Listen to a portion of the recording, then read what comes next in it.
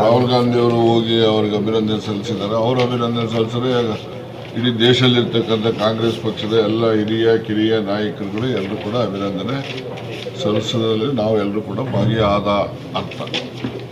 ಕಾಂಗ್ರೆಸ್ ಪಕ್ಷದಿಂದ ಅವರು ಸಪೋರ್ಟ್ ತಗೊಂಡು CM ಆದ್ರಲ್ಲ, ಹಾಗಾಗಿ ಎಲ್ಲ ಕಡೆನೂ ಕಾಂಗ್ರೆಸ್ ಪಕ್ಷ ಒಂದೇ ಅಲ್ಲ, ಅವರಿಗೆ ಬೇರೆ ಬೇರೆ IUML ಕಮ್ಯುನಿಸ್ಟ್ ಪಾರ್ಟಿಯವರು ಮತ್ತು ಅಲ್ಲಿ ಒಂದು ಶೆಡ್ಯೂಲ್ ಕಾಸ್ಟ್ ಒಂದು ಪಾರ್ಟಿ TCKನೋ VCKನೋ ಯಾವುದೋ ಇದೆ, ಅದು ಕೂಡ ಎಲ್ಲ ಸೇರಿ ಮಾಡಿದ್ದಾರೆ. ಈಗ ಅಣ್ಣಾ DMKನಲ್ಲಿ ಆ ಷಣ್ಮುಗಂ ನೇತೃತ್ವದಲ್ಲಿ ಅವರೊಂದು 30 ಜನ ಅವರು ಕೂಡ ಬೆಂಬಲ ವ್ಯಕ್ತಪಡಿಸ್ತಾರೆ. ಬಟ್ ನಾನು ಹೇಳೋದು, ಅವರು ಹೋಗ್ತಕ್ಕಂಥ ದಾರಿ ಭಾಳ ಮುಳ್ಳಿನ ಹಾದಿ. ಈಗ ಕರ್ನಾಟಕದಲ್ಲಿ ಇವೆಲ್ಲ ಫೀಬೀಸ್ ಎಲ್ಲ ಕೊಟ್ಟು ಸರ್ಕಾರದಲ್ಲಿ ಯಾವ ಥರ ಬೆಳವಣಿಗೆಗಳು ಆಗ್ತಾ ಇದ್ದಾವೆ ಅನ್ನೋದನ್ನು ಗಮನದಲ್ಲಿ ಇಟ್ಕೊಂಡಿದ್ದೀವಿ ನಾವು. ಅದೇ ರೀತಿ ಅಲ್ಲಿನೂ ಕೂಡ ಆಗ್ತಕ್ಕಂಥದ್ದಕ್ಕೆ ಅವ್ರು ಎಚ್ಚರಿಕೆ ವಹಿಸ್ತಕ್ಕಂಥದ್ದು ಒಳ್ಳೆಯದು. ಈ ನಿನ್ನೆ 700 ಅಂಗಡಿಗಳನ್ನೇನೋ ಮುಚ್ಚಿಬಿಟ್ಟಿದ್ದೀವಿ ಅಂತಾರಲ್ಲ, ಅದೆಲ್ಲ ಬಹಳ ಆತುರದ ತೀರ್ಮಾನಗಳು. ಅವೆಲ್ಲ ಮುಂದಕ್ಕೆ ಅವರು ದೇವಸ್ಥಾನ ಅವು ಇವು ನಾವು ಕೊಡೋದಿಲ್ಲ, ಅದನ್ನು ರಿಸ್ಟ್ರಿಕ್ಷನ್ ಮಾಡ್ಕೊಂಡ್ಲಿ. ಇವರು ರೆವಿನ್ಯೂ ಬರೋವನ್ನೆಲ್ಲ ಮುಚ್ಕೊಂಡ್ಬಂದ್ಬಿಟ್ರೆ ನಾಳೆ ಎಲ್ಲಿ ದುಡ್ಡಿರ್ತಾನೆ ಏನಾರ ಖರ್ಚು ಮಾಡೋದು, ದುಡ್ಡೇ ಇಲ್ದಿದ್ರೆ ಖರ್ಚೇನು ಮಾಡ್ತಾರೆ. ಸೊ ಅದರಿಂದ ಕೆಲವು ಆತುರದ ತೀರ್ಮಾನ ಏನು ಮಾಡ್ತಾರೆ, ಅದು ಅವರಿಗೆ ಎಕ್ಸ್ಪೀರಿಯನ್ಸ್ ಇಲ್ಲ ಅಡ್ಮಿನಿಸ್ಟ್ರೇಷನಲ್ಲಿ ಅಂತ ತೋರಿಸ್ತದೆ. ಅಂಥದ್ರ ಬಗ್ಗೆ ಎಲ್ಲ ಎಚ್ಚರಿಕೆ ಇರಬೇಕು ಅಂತಕ್ಕಂಥ ಒಂದು ಕಿವಿ ಮಾತು ನಂದು. ಈಗ ಸ್ಟಾಲಿನ್ ಬಂಗಾರದ ಬಗ್ಗೆ ಹೇಳಿದ್ದಾರೆ, ಬಂಗಾರ ಖರೀದಿ ಮಾಡಬೇಡ್ರಿ. ಈಗ ಮೋದಿಯವ್ರು ಭೂಮಿ ಮೇಲೆ ಇಲ್ಲ ರೀ, ಆಕಾಶದಲ್ಲಿದ್ದಾರೆ. ಅದರಿಂದ ಆಕಾಶದಲ್ಲಿರುವಾಗ ಈ ಗಾಳಿ ಮಾತು ಏನು ಬೇಕಾದ್ ಮಾತಾಡ್ಬೋದಲ್ಲ, ಅದರಲ್ಲಿ ಅದೊಂದು ಮಾತಾಡಿದ್ದಾರೆ. ಅವ್ರು ಭೂಮಿ ಮೇಲೆ ಇದ್ದು ಮಾತಾಡಿದ್ರೆ ಏನಾದ್ರು ಅರ್ಥವಾಗ್ತದೆ. ಭೂಮಿ ಮೇಲೆ ಇಲ್ಲಲ್ಲ. ಈಗ CM ಕುರ್ಚಿ ಕರ್ನಾಟಕದಲ್ಲಿ ಅಲಗಾಡ್ತಿದೆ ಅಂತ ಹೇಳಿದ್ರು.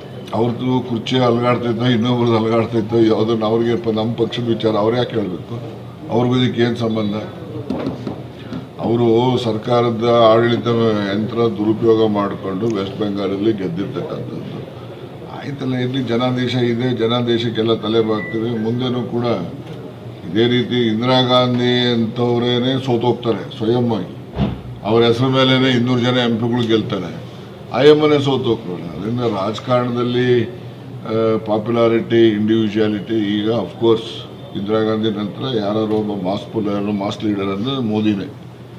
ನಾವು ಮೋದಿ ಹೊಗಳ್ಬಿಟ್ಟ ಅಂತ ಹೇಳಿ ನೀವೇ ಬರ್ಕೊಂಡ್ರೆ ನಮ್ಮವರೆಲ್ಲ ಕಣ್ಣು ಕೆಂಪು ಮಾಡ್ಕೊಂತಾರೆ. ನಾನೇನು ಹೊಗಳೋದಲ್ಲ, ವಾಸ್ತವಾಂಶ ಹೇಳೋ ಅಂಥದ್ದು.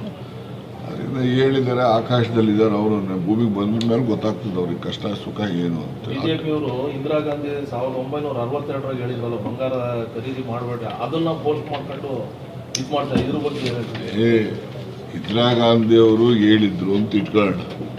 ಅವತ್ತಿನ ಪರಿಸ್ಥಿತಿನೇ ಬೇರೆ. 62ರಲ್ಲಿ ಹೊಟ್ಟೆಗೆ ಅನ್ನನೇ ಇರಲಿಲ್ಲ, ಅವತ್ತು ಬರಗಾಲ ಬೇರೆ ಇತ್ತು. ಅಂಥ ಕಾಲದಲ್ಲಿ ಜನ ನೆಮ್ಮದಿಯಿಂದ ಇರಲಿ ಅನ್ನೋ ದೃಷ್ಟಿಗೆ ಯಾವುದೋ ಲೆಕ್ಕಾಚಾರ ಹಾಕಿ ಹೇಳಿರ್ತಾರೆ. ಆ ಪರಿಸ್ಥಿತಿ ಇವತ್ತಿಲ್ಲ. ಇವತ್ತು ಪ್ರತಿಯೊಬ್ಬನ ಮನುಷ್ಯನಲ್ಲೂ ಕೂಡ ಇವತ್ತು ಊಟ ತಿಂಡಿಗೆ ಕೊರತೆ ಇರ್ತಕ್ಕಂಥ ಇಲ್ಲ. ಅವತ್ತು ಒಂದು ತನ್ನಕ್ಕೇನೆ ಜನ ಅವತ್ತು ಒದ್ದಾಡ್ತಾ ಇದ್ರು. ಅವಾಗೆಲ್ಲ ಅಷ್ಟು ಕಷ್ಟ ಇರ್ತಾ ಇತ್ತು.